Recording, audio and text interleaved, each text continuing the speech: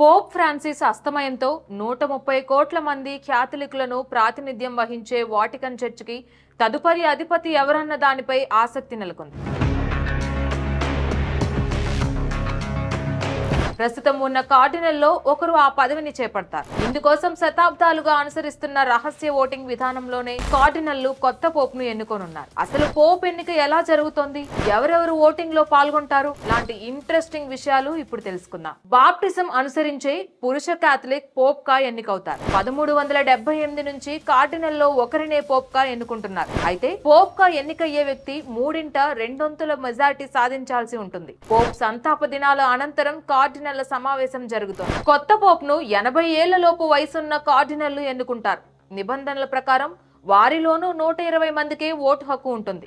కానీ ప్రస్తుతం 80 ఏళ్లలోపు వారు 135 మంది ఉన్నారు. పోప్ ఎన్నిక కోసం సమావేశం జరిగే సమయానికి ఆ కార్డినల్ల సంఖ్యలో మార్పులు చోటు చేసుకోవచ్చు. పోప్ ఎన్నికకు పూర్తిగా రహస్య విధానంలో ఓటింగ్ జరుగుతోంది. సిస్టీన్ చాపెల్ లో జరిగే ఓటింగ్ లో పాల్గొనే ప్రతి కార్డినల్ ఓటింగ్ సమయంలో చర్చించిన అంశాలను రహస్యంగా ఉంచుతానని ప్రమాణం చేయాల్సి ఉంటుంది. దీనిని ఉల్లంఘిస్తే బహిష్కరణ వేటు పడుతుంది. తొలి రోజు ఎవరికి 3/2 మెజారిటీ రాకపోతే రోజువారీ 4 రౌండ్ల చొప్పున ఎవరో ఒకరికి మెజారిటీ లభించే వరకు ఓటింగ్ జరుగుతుంది. ఈ ఎన్నికల ప్రక్రియకు మొత్తం 15 నుంచి 20 రోజుల సమయం పట్టొచ్చు.